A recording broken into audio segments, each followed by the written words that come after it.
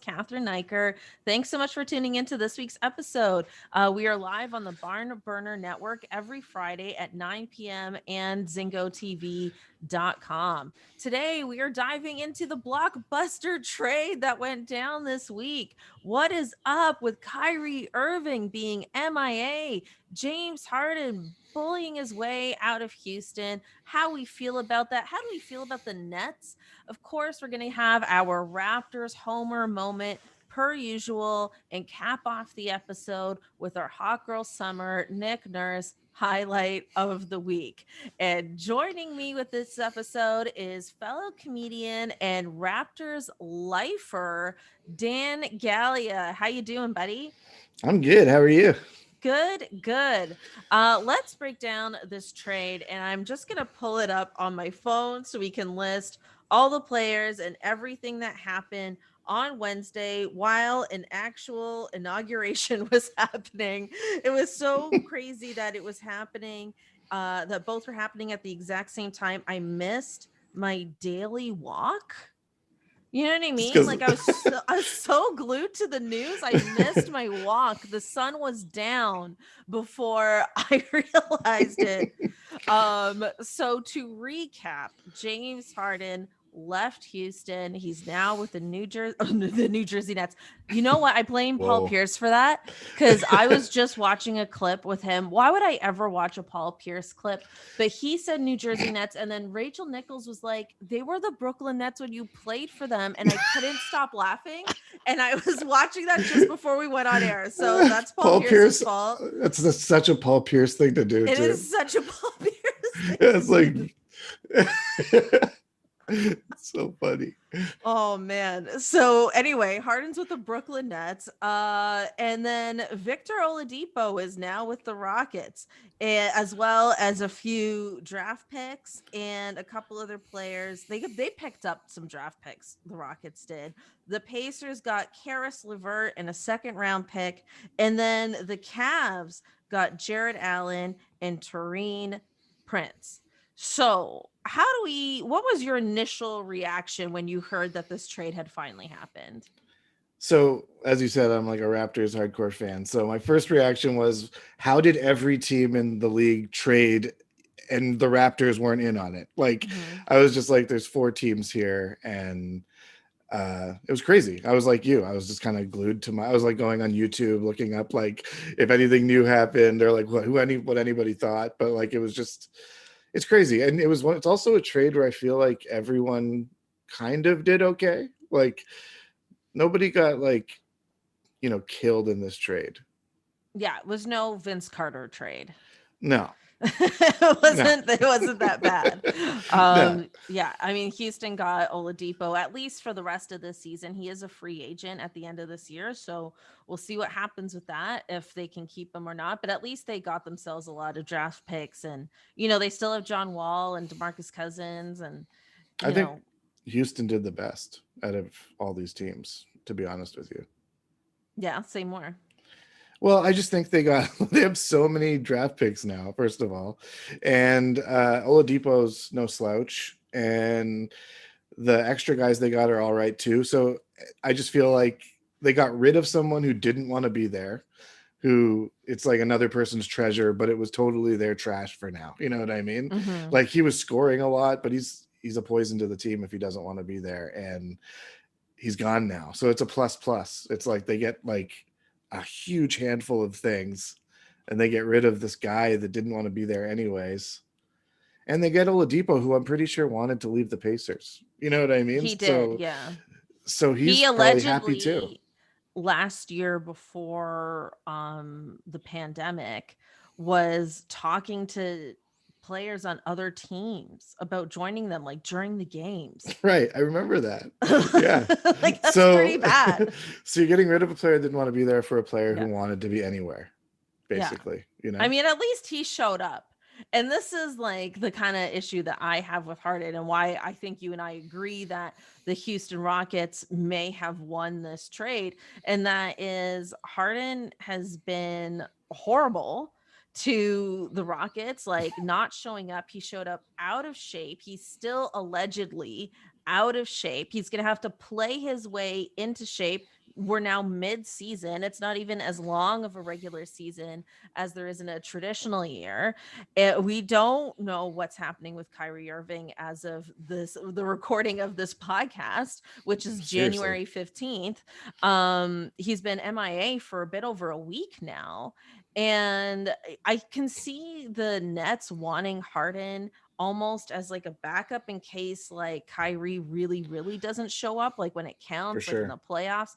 But I also feel like they gave up a lot of depth in order to make that happen. Like giving up Karis LeVert and Jared Allen, I like That's those nuts. guys were playing really well and they were winning games without Kyrie Irving. Yeah, I agree. I don't think they should have let Jared Allen go for sure. Karis LeVert, maybe they think in their heads they have like a rookie that isn't as good, but like can still make up some of those minutes. That's not going to be a big drop off. You know what I mean? They can cover Mhm. it, but like someone like Jared Allen, who's just like he's a rim protector, and I don't know, just seems like a weird move there. But I guess they had to. It was one, you know, it's probably a good trade because like everyone's a little bit upset about something.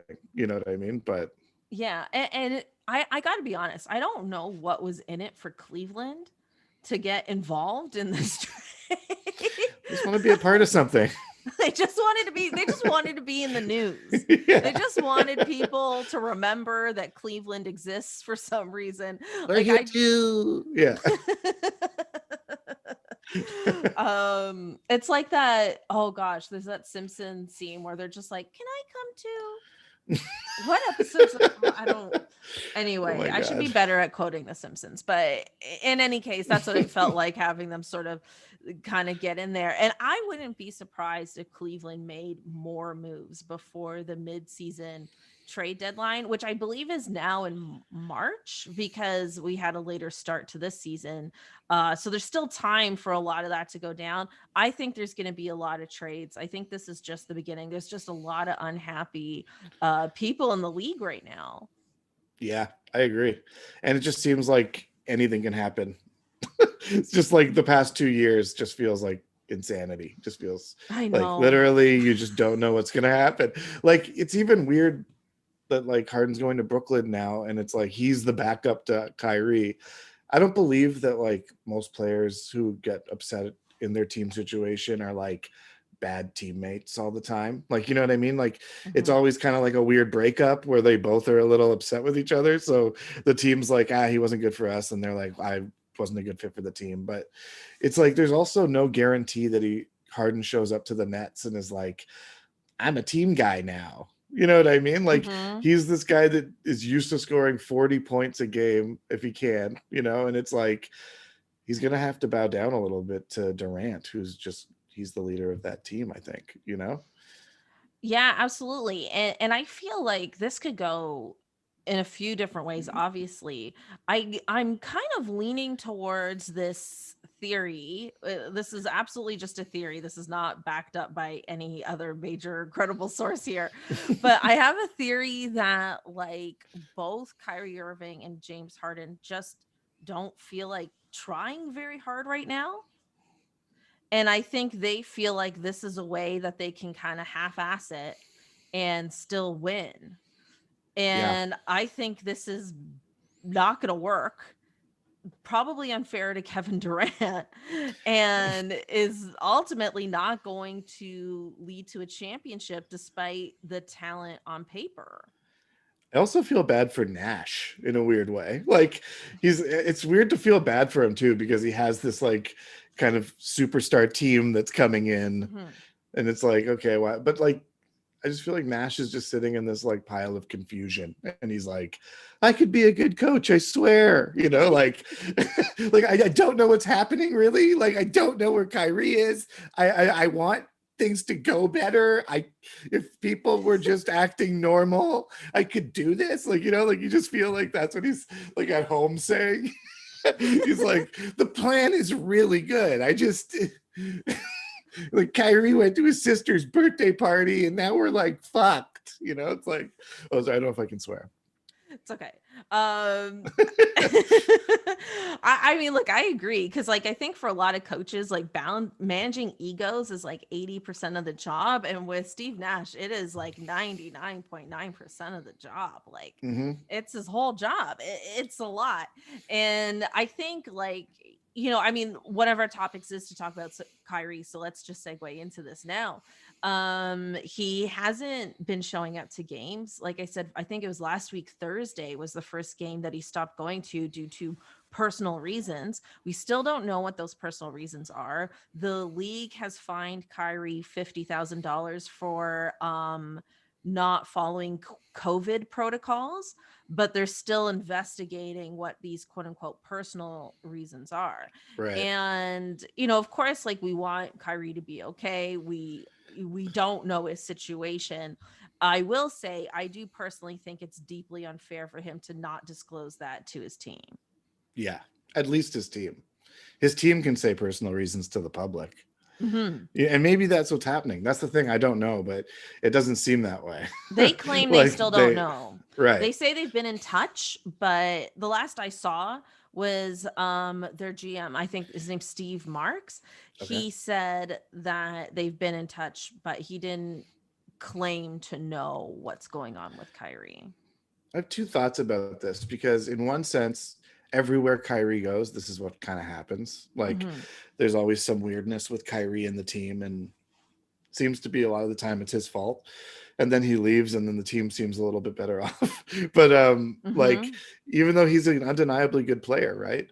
But then the other side of me is kind of like, there's this mental health thing, and it's like, I can't, if that's what it is, then I actually, disclosing it to the team and all that stuff, it's like easy to say that's what we should do and would do and could do. But when you're having mental health issues, you're not behaving in a way that makes sense a lot of the time. So, like, to say you should do this thing that a normal person would do in that situation, it's not fair. You know what I mean? Because Hmm. I don't know. I'm actually surprised we're not seeing it more widespread because the world's in chaos and they're in the United States, and that's kind of the eye of the storm right now. And Hmm. what's been going on has been directly affecting so many of their lives. Like, just the hypocrisy of, like, all the stuff that's going on Hmm. and dealing with that. Like, just think about having to every day just know that. Like, it's like, it, you're right. It doesn't matter. Like, it's just the way things are. And just play basketball. Like, have fun. You're having fun. Don't be a baby. You know what I mean? But it's like, no, if you're equipped to handle that kind of stuff, it's hard. If you're already prone to, like, mental uh you know mental problems, then you're gonna have even worse time with it. It's like your glass is already full, everything else is just overflowing it. Hmm. Anyways, that's just, I No, don't I know if think that's the you're case, but making an excellent point, and we, like we said, we don't know what the case is. I think it would, just from a complete outsider's perspective, it would be nice to have, not like we need to know his personal life, but just some sort of clarity, or at least know that the team has clarity. right. Um, but you know, it is tricky, and I don't know. Like, I guess for me, because, like, Dan, like, you brought up a few things that I hadn't thought of in relation to Kyrie specifically. For me, I get caught up in just like the elitism of it Mm, all, because I'm like, I can't just skip out on work for a week, say personal reasons, not have a doctor's note or blah blah blah, and like still have my job. And it doesn't matter how good I am at my job, and so yeah, there's like that part of it that feels like really kind of unfair to me, but like we said, we really don't know what's going on with him. totally. Well, that, if that is the case, it just adds another layer of confusion. You know what I mean? Like, imagine now Hmm. you are rich and you're in that world. So you're, like, actually looking down at it, but you're a part of it, but you're not.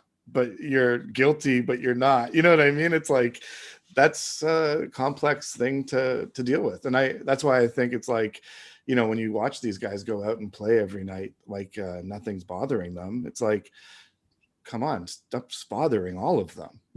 Like, they're human beings, you know what I mean? To Yeah. us, we just watch them play by basketball like robots, but it's like, no, like, these are people. Each one of them has stuff going on in their lives, and it's not surprising that a couple of them let it spill out and it becomes a thing. You know what I mean? And it's like, when the a player is as talented as him, it becomes a thing about like ego, and there's no escaping that. Like, if you're Mhm. talented and you're skipping out on games and you're not giving a reason, it's your ego. But it's like, that's just what the media says, and then that gets run with until he comes out and says something and everyone's like, actually, this is what it was, and whoops. You know what I mean? But these people talk so much about the same crap all day that they just start saying things that there's no real anything. I just feel so funny. It's like basketball especially is one of those sports where, like, people run with these leads. So it's like a team like wins 6 games and it's like they're like championship contenders, and then it's like they lose 2 games and it's like, what happened? They're tanking. They should tank and just blow up the team, and you're like, whoa, Mhm. okay, but what if we win 6 more now? And it just feels like that's how delicate everything is in basketball and sports. And Yeah, well, in the last, I would say, especially the last 5 years, maybe the last decade, the NBA has figured out how to be a year-long news cycle. And so even in the off season, it's like there's so much free agency drama. There's so much training camp drama. There's Olympic stuff. There's just like, what are they putting on Instagram? Like, who are they dating now? Like, they just figured out a way or to make it year round. And so then you get people who are still rooted in like logic and reason, and then you'll get people being like, LeBron James isn't a top 15 player in the league anymore. And you're like, yeah, okay, well, I'm going to dislike that video and move that on to has a another one. million hits. Yeah, that Yeah. has like a million hits of people being like, what? I mean, there was like I saw somebody do that, and whatever, they were like a Yahoo Canada person, whatever, and I was just like, stop with the clickbait, like, know what Yeah, you're talking about, like, you're not even like funny about it, like, at no. least be funny if you're gonna say something so audacious, but that's just like what it's become now. Yeah, it might just be bad reporting. Like, it's like how a bad comedian just resorts to like swearing and like gross Doing humor. a right-wing podcast. Yeah, yeah, yeah, totally. It's exactly like that. Seriously, it's like people need attention. These people need, I don't know. It's funny. Well, speaking of comedy, I want to throw this theory by you. I've said this on episodes in the past about Harden, because he obviously like kind of bullied his way out of Houston. I feel like that's fair to say. Hmm. And we've been through this, especially with Vince Carter, but we've been through it as fans, having our superstar want to leave, not really get anything in return, being bitter for a long time. And my advice, I really want to get this out there to the Houston Rocket fans, as people who know from experience, is when James Harden returns to Houston and fans are allowed back in the building, don't show up. This is my advice, Don't show up. because we booed Vince Carter for like 10 years and he always had a good game against us. And it made It's it true. even more painful, to the point where it was like, we just got to forgive this guy. I agree. I agree. And I That's think, so like, funny. as performers, it's like, obviously we want to be applauded and we don't want to be booed. But my theory is that I think the reason why that works is because booing is still like an emotion, and that's still something you can like pull from. You can muster it. Yeah. Yeah, where like the silence is the worst. And I think that's why, like, the kind of the league is struggling right now. I think that's why they struggled in the bubble and why certain teams are kind of struggling right now, or you're sensing a lot of lack of motivation, a lot of lack of defense right now, Mhm. because there's just no energy to feed off of outside of just like yourself and like your teammates, where they're used to having 20,000 people cheer them on all the time. And like that's very jarring, and that's why I'm like, Houston, don't go, Yeah, it don't must be go. it must be so weird for them. Like, you heard that story, I don't know if you talked about it on your last pod, but about Fred VanVleet yelling at the audience Oh, guy. I have not talked about that. So Well, you like, you mention it now, we can talk about that now. yeah, so like Freddie was on the court and a fan yelled at him and he yelled back, "Shut up and put your mask on." And everybody heard it. Like, everyone, all the players, everyone in the stadium. It was like that would never happen normally, but like that's how intimate these games have become. And it's hilarious. It's like the weirdest thing ever. Yeah, it's so weird. It must be so weird for them. Certainly for that fan. Also good for Fred, man. Like, I don't like, things aren't good here in Canada right now, but we have been looking at the US like, what are you doing? So I appreciate the sentiment. Seriously. Say what you feel, Fred. Say what you that should be a segment that Fred does just like on a regular basis. Somebody should do that with him. Say what you feel, Fred. Before we wrap up on all this Nets talk, I want to ask you one last thing, and that is, do you believe in the Nets? Do you think they're coming out of the East? Do you think they're going to win it all? Where do you think this team goes at the end of this season? Like, I know this isn't a great answer, but it's a total coin flip. Like, they could come out and be like, let's show everybody that we can like destroy, but they could also have so many problems with the players they have not getting along or not playing well together because they need the ball more, or maybe they got rid of some key pieces like Jared Allen or Levert that they didn't know were such key pieces until they're gone, because like those guys kind of were part of the leadership of the younger part of that team when those other guys weren't there and they were winning. You know what I Mhm. mean? So those stars came back and took all the minutes and all the shots away from those guys that were winning with their leaders. And now they had these new leaders that weren't as they didn't need to share more. They didn't need to share as much. They didn't need to be as team oriented. So there could be a whole getting used to this whole thing. So I don't know. I want to see the feeling out process. Also, we could just have a game where they win like 200 to 90 and Durant and Harden both have like 60 points each. I don't know. It's really, really hard to Just in a tell. no defense game against the Hawks. Seriously.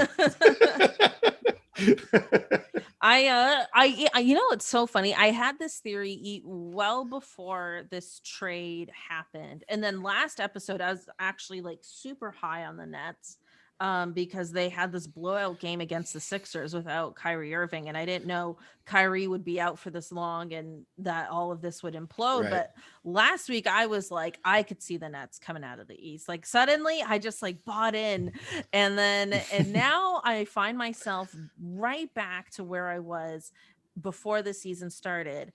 And that is, I think they're going to have a really great regular season. I think they're going to win a lot of games they have no business winning, just because they are an offensive juggernaut and the defense just hasn't been there as much across the board. Right. But I think once the playoffs happen, once you're in second round, third round of the playoffs, I think that's when we're going to start to see the breakdowns and the lack of chemistry, very similar to what happened with the LA Clippers. Like, I just see this team on a very similar trajectory. Yeah, I think people also really in basketball, again, especially, but I think that they forget it's a team game a lot. Like, Mm-hmm. like it's great to have a star on your team, and we can get into that later. And that might be a Raptors problem for later, but like, um, but like, it doesn't mean you're going to win for sure. And having three stars definitely doesn't mean that. It's like so much of it still has to do with team chemistry and the bench still has to perform, because if they don't, then they're just going to let points come in every single time, and then it's just going to be a game of catch up forever, so you don't know what's going to go on. It's impossible. I love that you were on the Nets bandwagon last time, because I did listen to the last podcast, and it is like, so what I was talking about though, where it's like the Nets won a game and it's like they're gonna make it to the finals, and then it's like, Yeah. then Kyrie like takes a game off and you're like, I don't know anymore.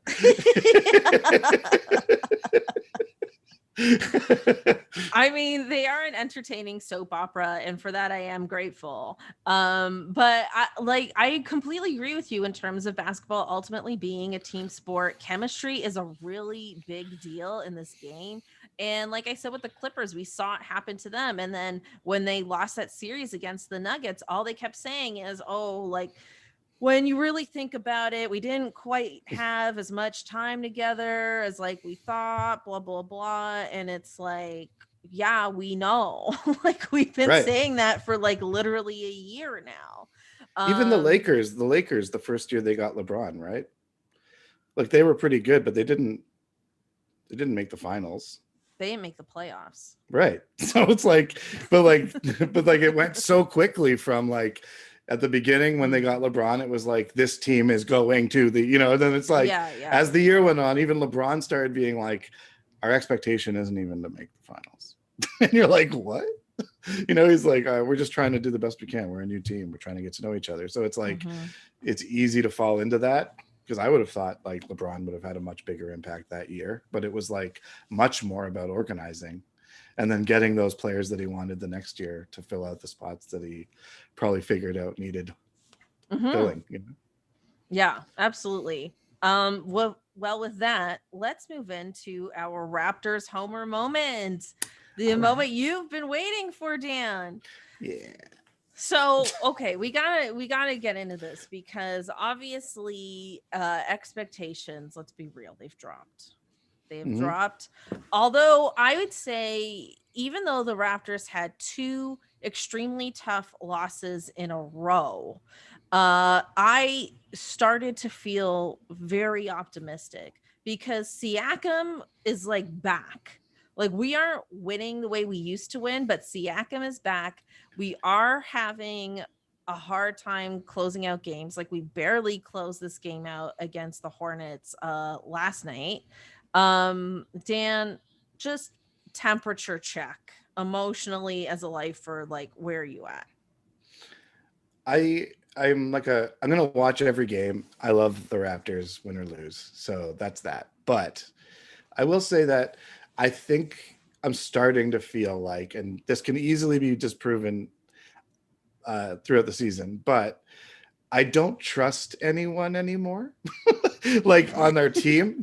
Like it's like, I know Pascal's back now, but I don't doubt in my mind right now that he will go for another streak of not doing well. Like Mm, I feel like we have a lot of like kind of streaky players that are like really good when they're really good. You know what I mean? But then when they're not, they have like off weeks.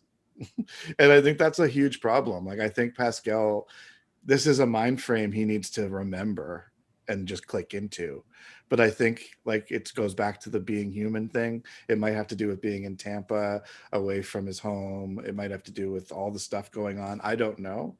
But it must be harder to click into that now. And I don't think that they were all necessarily that good at it before, So it's like, yeah. yeah. No, I sorry, I didn't mean to cut you off. I agree. Like I think one thing people have really forgotten about is how much Pascal has had to adjust to in a year, like aside from like the pandemic happening and him not being able to practice or play for, I think it was like 2 months before the practice facility opened up again. And then of course like adjusting to the bubble, and now like he has to adjust to Tampa and several new teammates.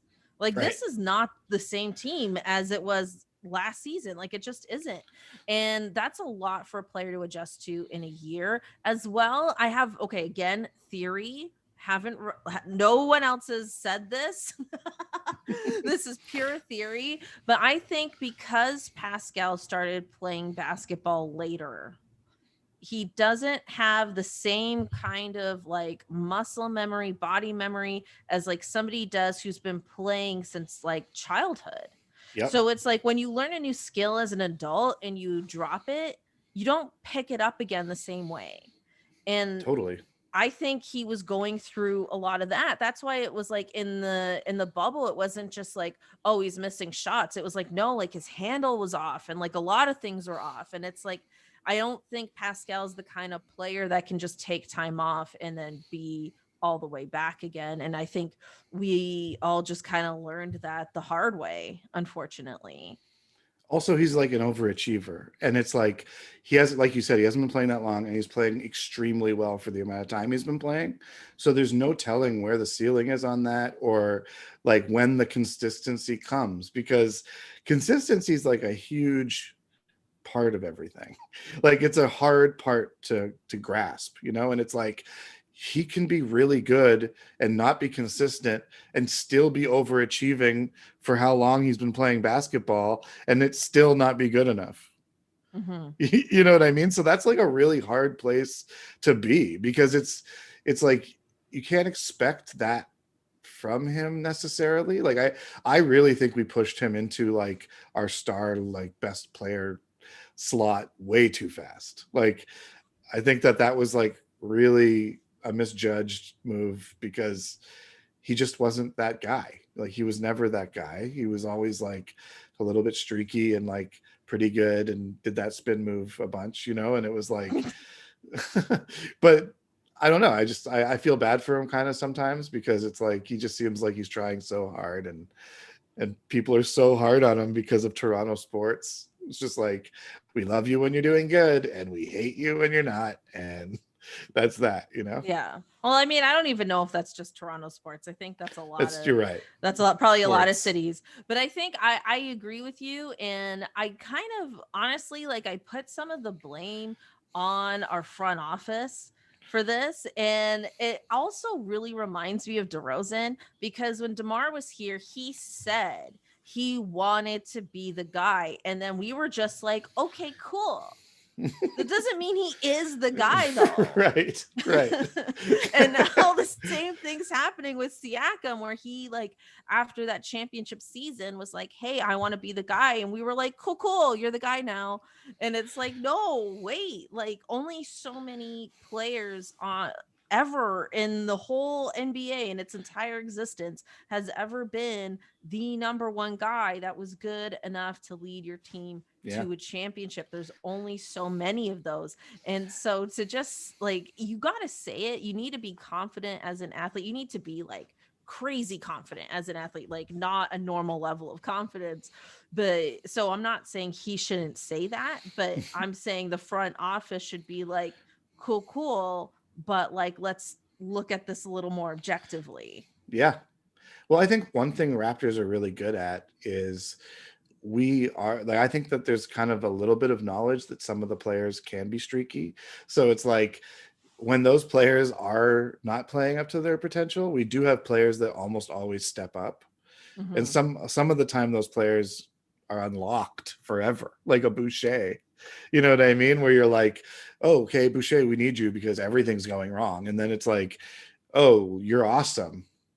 Like why don't we keep help like using you, you know? And that was happening like last year, and like he had like these moments of like brilliance, and you're kind of like, oh, too bad he can't get more minutes. And you also knew that he just couldn't get more minutes, and it wasn't the wrong move at all, you know. It was like we had so many players to fill those spots, and it was like, but this year, like, I don't want to see Baines or Len in the lineup. Like I just like, I I also see the advantage of having him on the bench, and like, you know, that way he plays their bench players a lot of the time, and he can just like ruin them, you know. But you put him on the starting lineup and now he's playing against the other team's best players.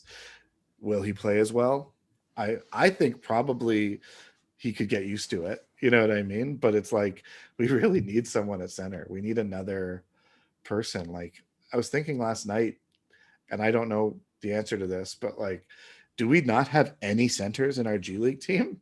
Like, is Mm. now not the time to bring someone up from 905? Who cares who it is? They have to be as good or better than Len and Baines.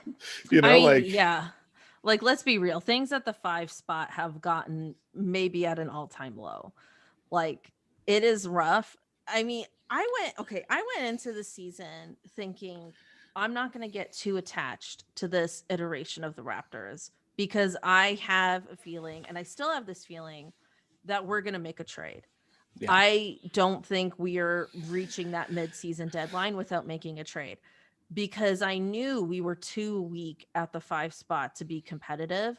With that being said, it is even worse than I thought it would be. And like, look, Alex Len, or sorry, not Alex Len, Aaron Baines was a backup for the Phoenix Suns last year. They were not a playoff team. right. So obviously, it's like, to me, again, it's like, to me, I look at the front office because it's not Baines's fault that No, it's not you his put him fault. into a position to be a starting center when he is not a starting center in this Yeah, league. it's not his fault. We signed the memory of him on the Celtics. Right. Like seriously, like I remember there was a time where I was like, holy, he's pretty strong. Like he's like good under the glass and stuff. And I thought that's the guy we were getting. And then I think Freddie, your guest from last podcast, Hmm. was like, yeah, but like he was 26 when he did that. That's stuff I'm talking about. And he's like 34 now. You know, and then I was like, oh, weird. Like I guess time flew because Yeah. yeah. Anyway, No, it's bad. It's bad. And like I said, I don't even think it's their fault. I mean, I know I'm biased for Nick Nurse, and I think there are some coaching things, but I don't think it's ultimately coaching. I just think the front office just didn't give us a yeah. good team when we're used to being good. And I think the upsetting part for me as a fan is, like, we have been led to believe for a long time that we were building sustainable winning culture. And I feel like the frustration is we're starting to see that slip.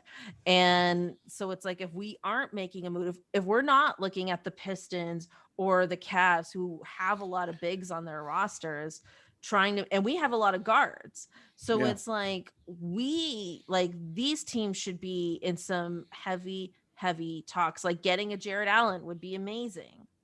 Do you think that if we didn't get rid of Gasol and Ibaka, we would win more games this season?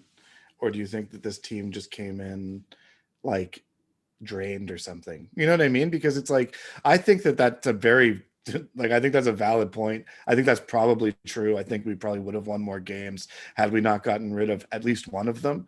But there's also a part of me that's looking at this team and I'm like, we're not bad. Like, we have a lot of good players. I don't understand how just having Ibaka back would have changed this season so dramatically. Like, he would have, maybe he would have. I don't know, but it I just is a think it weird would have. conundrum, you know? Yeah, I think it would have, because we would have had more chemistry, cohesion, like we were talking about before, more consistency, Hmm. like, just like I miss watching Kyle and Serge together.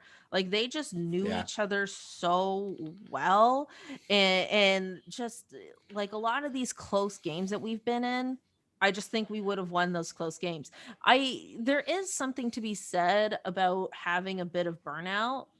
Like, I think you're onto something with that, but I do think we would have still been maybe not as good of a team, but I think we would have been a better team. Because a lot of things also have changed. Like Stanley Johnson is pretty much playing Matt Thomas's minutes. Hmm. You know what I mean? And it's like Matt Thomas got a lot of points on those threes for us, even though his defense was like a little bit suspect sometimes.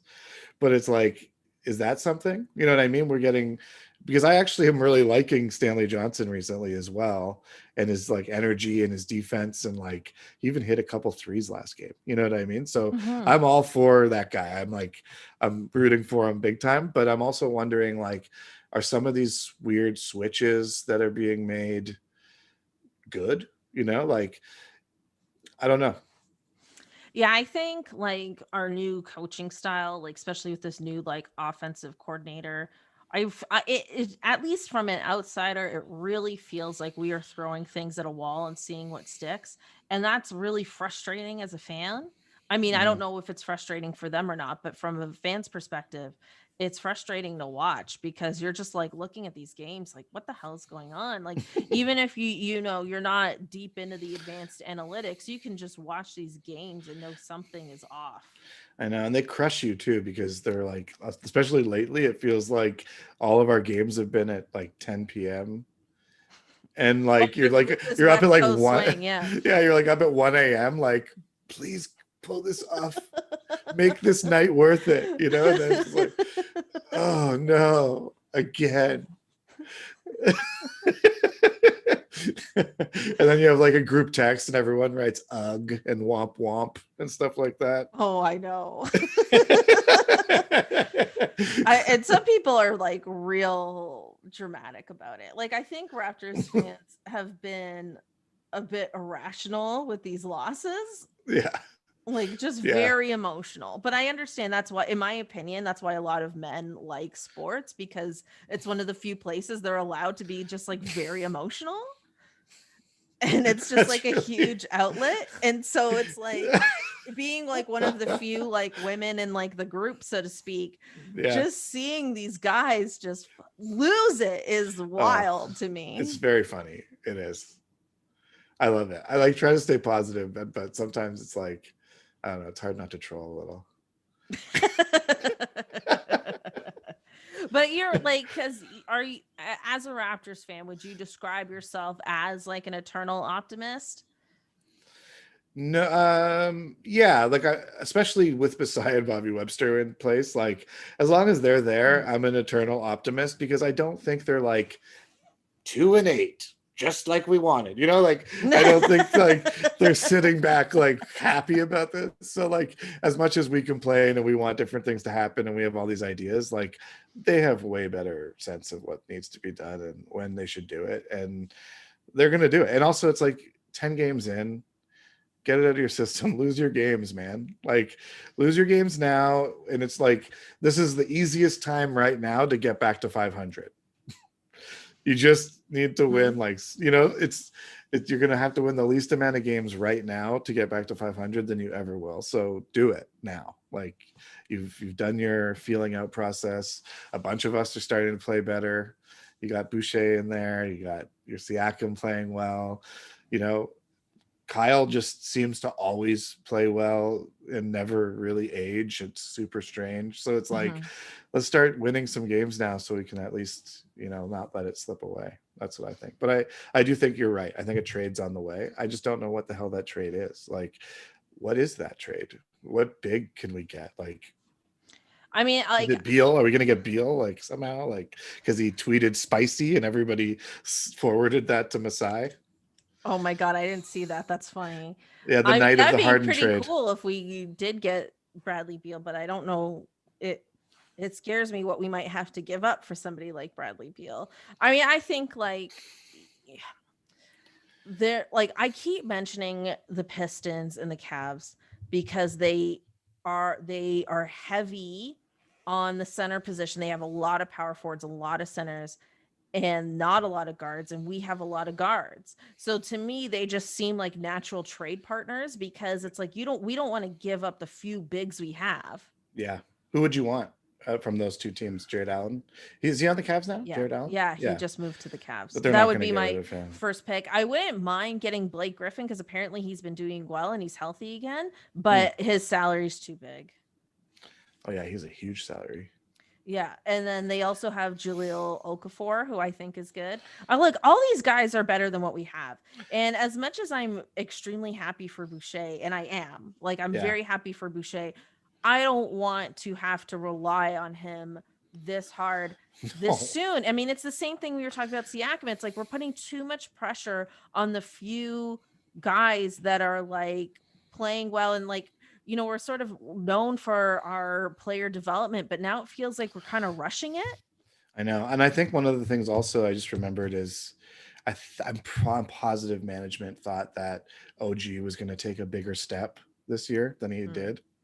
so far. I mean, like, I think that they were expecting him to have like a breakout Siakam type year, and he's just kind of like the same, like trying to get those threes back in order. And like, Mm. I feel bad for OG is one of those players that's so easy to feel bad for too, because he's just such a nice guy. Like he just seems like such a cool dude. You know what I mean? You're like, I don't know. Well, this is actually my general pet peeve about the Raptors player development is that it's great that it's so good, but we're relying on it, I think, too much because like Pascal Siakam is the exception to the rule.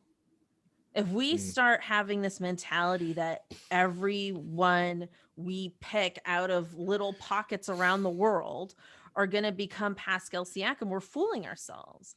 yeah. And it's not fair to them either. And it's like I think we need to manage our expectations of who these guys are. Look at who they are now, not assume they're going to, like you said, like take a big leap. And like you hope they'll take a big leap, but we can't assume it and we can't make decisions on those assumptions.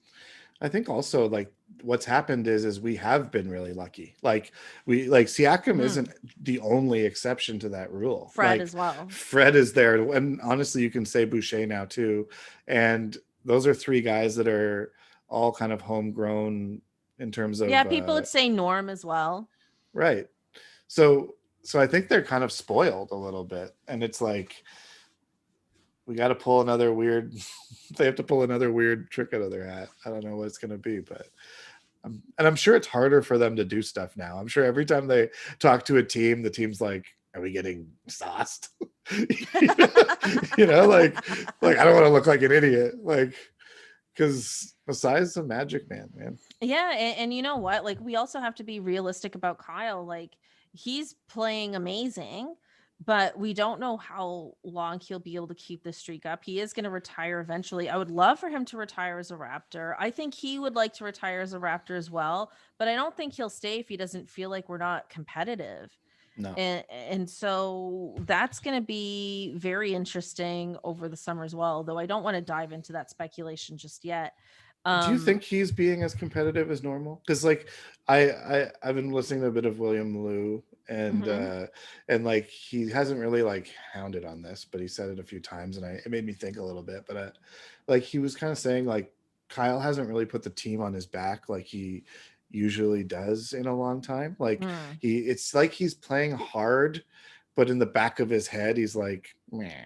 You know what I mean? Like he's not doing the usual Kyle things that you're used to. Like he's not, I don't know, it's just a different thing. It's like he's not playing bad, so you can't be mad. But if you know Kyle, you're like, there's like a weird passion thing missing. You know, maybe it's like, Well, I trust William Liu on his observations. yeah, me too. And especially that one, I was just noticing it. I was like, yeah, I guess that's true. Like, Yeah, I hadn't thought of it, but now that you mention it, I can see it. But I think that's also a product of just how bizarre everything is this year. Like with the being in Tampa with the no fans, like I said, like it's just hard to like really get into it. And when you're not, when your team isn't as competitive as it once was, it's just harder to go back and be like, okay, I really want to build something again, like at the stage of yeah. his career. Do you think it might be also like passing the torch can be confusing sometimes? Like he's like trying to let Fred do that. You know what I mean? He's like, I don't want to He's do this. passed the torch, in my That's what opinion. that's what I'm saying. So he's Yeah. like, he's not feeling like that He's confident a about doing grandpa it. now. He's a Yeah, he's grandpa. like, the kid should do it, you know. But Fred and Fred does do it quite a bit. He puts the team on his back and he follows Kyle's lead quite a bit. But it's like that's not every game. It's not a consistent thing that can happen. I don't think.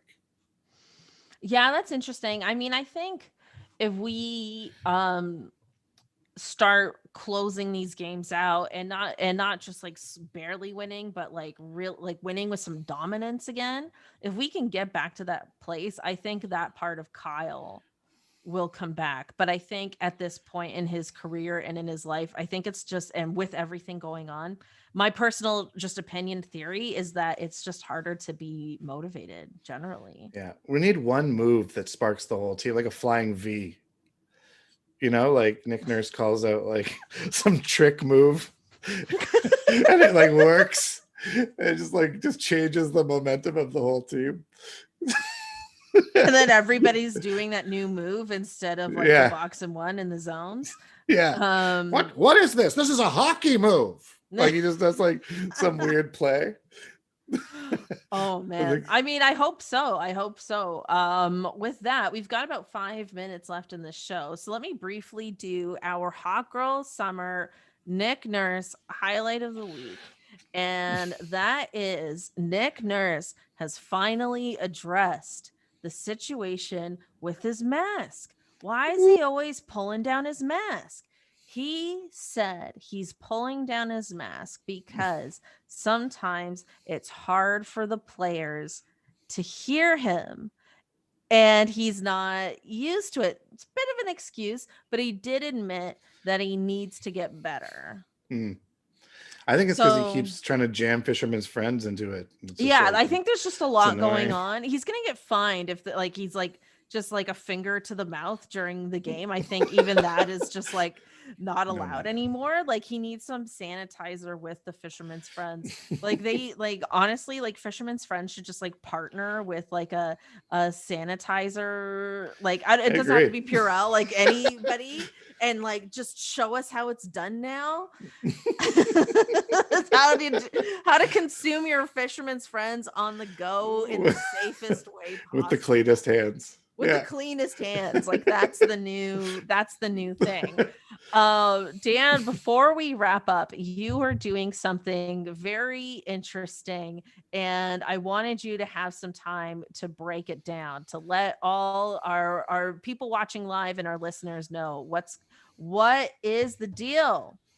Here's the deal. I bought into Chess Mania like nobody's business. I watched the Queen's Chess Gambit. mania. Yeah, the Queen's Gambit. I watched the Queen's Gambit, and then I just started playing chess all the time. And so I found this app called Chess with Friends. It's like Words with Friends, the Scrabble app, but it's for chess. And started playing random people on it. And then this girl started talking to me. And I was like, okay, weird. She said she was in the army. She's on a peacekeeping mission in Syria and all this stuff. And then we were talking and talking. And then she asked me to move it over to Google Hangouts. And I was like, who uses Google Hangouts? So then Wow. as soon as we get to Google Hangouts, she professes her love for me. And then I realized because she starts asking for money in Google Play cards. And I realized this is a scam. And I Google it and I find out there's this thing called romance scammers that try to make you fall in love with them and then ask you for money. And they infest Words with Friends and Chess with Friends. I don't know why. This app is infested with romance scammers. So as soon as I found out Just all that, these chess players getting I guess there's a mugged, correlation basically. between lonely people and people who play chess. I don't know. But as soon as I found out it was a scam, I just started messing with them and just being so confusing and just making them so frustrated. And I took screen grabs of everything and I posted on my website, dangalia.ca. And there's hundreds of screen grabs. I've made 3 seasons. I scammed 3 scammers. And yeah, you just get to watch them be completely confused as to what I'm doing because they think I'm like a lonely guy willing to give them money. And I keep giving them weird things. Like I photoshopped gargle play cards and What's glue. gargle? Well, they wanted a Google play card, so I sent them a gargle play card Oh or my a glue God. girl play card or a goggle play card, and it just gets weird. It's really, really, really dumb, but highly Dan, recommend checking it out. you should make this like a YouTube video or something. I've been trying to figure it out. I Like won't you give too should much put away, this but somehow like on social media, I think. so if you're gonna read them, spoiler alert, close your ears right now. But it all ends with one of them coming clean and telling me that they're actually a guy in Africa. And it ends with me asking them if they want to do a podcast with me. And they're currently thinking about it. So that's Oh, it'd be so good. Yeah, it's pretty crazy. I I told them mean, I'd pay them. you don't have to film it, like you don't have to see their face. No, I told them that. I was like, you Yeah. can disguise your face, your voice.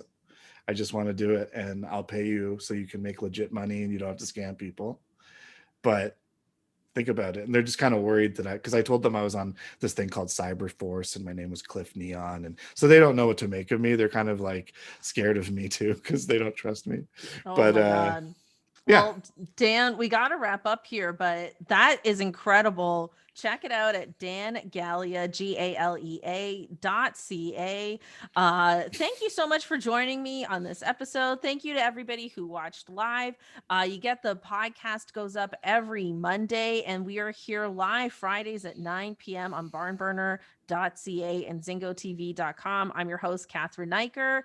I'm on Twitter and Instagram. It's me_Catherine, CATHRYN. Thank you so much, and we will see you next week.